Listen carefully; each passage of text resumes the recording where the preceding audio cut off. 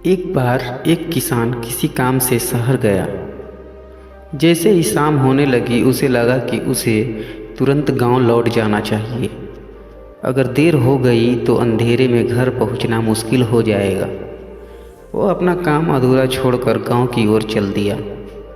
वो थोड़ी ही दूर गया था कि अचानक बादल घिर आए। ठंडी हवाएं चलने लगी। उसने अपनी चाल तेज कर दी, परंतु कुछ ही देर में बूंदाबांदी होने लगी। किसान ने सोचा कि अगर मैं तेज चलूं तो शायद रात होने से पहले अपने घर पहुंच जाऊंगा।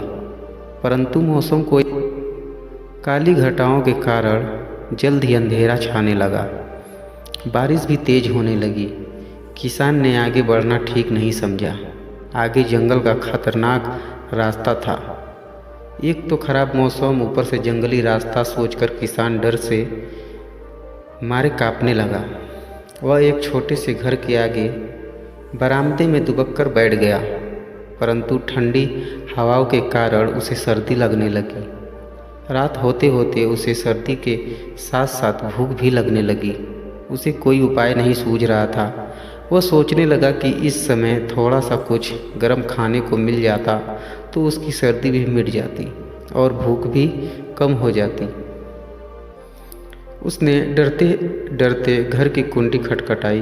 अंदर से बुढ़िया ने दरवाज़ा खोला। बुढ़िया उस घर में अकेली रहती थी।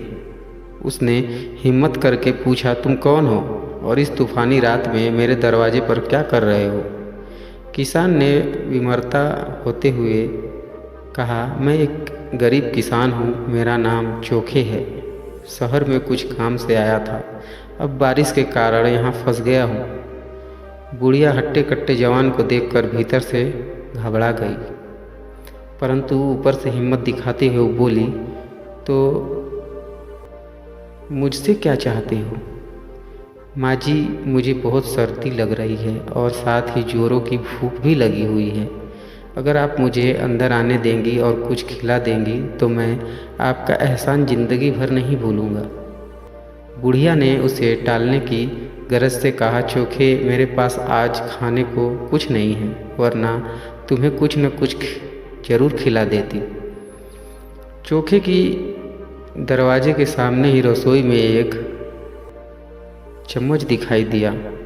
उसने कहा, कोई बात नहीं माँ जी, मैं चम्मच का सूप बनाकर पी लूँगा। आपके घर में चम्मच तो है ना? रसोई में चम्मच सामने ही पड़ा था, अतः बुढ़िया कुछ बहाना न बना सकी। वो सोचने लगी, मुझे तो चम्मच का सूप बनाना नहीं आता, और भला चम्मच का सूप कैसे बनता है, मैं भी तो देखूं। उसने किसान को भीतर आने दिया। किसान ने चूल्हा जला दिया और सूप बनाने के लिए पतीला मांगा। फिर चम्मच को रगड़ रगड़ कर साफ किया। बुढ़िया चोखे को निहार कर देख रही थी। किसान ने बड़े पतीले में पानी भरकर उसमें चम्मच डाल दिया। पानी गर्म होने लगा। इस बीच किसान ने कहा, माँ जी, मेरा नाम तो चोखे है ही, मैं सूप भी बड़ा चोखा बनाता हूँ। इतनी देर में पानी से भाप निकलने लगा। किसान बोला, माँ जी, जरा सा नमक होगा आपके पास? बुढ़िया नमक के लिए भला क्या मना करती, सो नमक का डब्बा उठाकर किसान को दे दिया। किसान ने आधा चम्मच नमक उसमें डाल दिया और चलाने लगा। कुछ ही मिनटों में पानी उबलने लगा। किसान ने उसे निकालकर चखा। बुढ़िया देखकर हैरान हुई जा रही थी।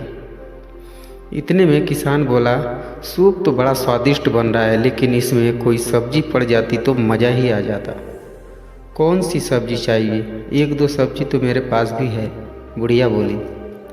टमाटर, लौकी, कद्दू, आलू, कुछ भी चलेगा, किसान ने कहा। बुढ़िया ने सोचा, चलो आज नया सूप सीखने को तो मिल गया। तो उसने 3-4 टमाटर किसान को दे दिए।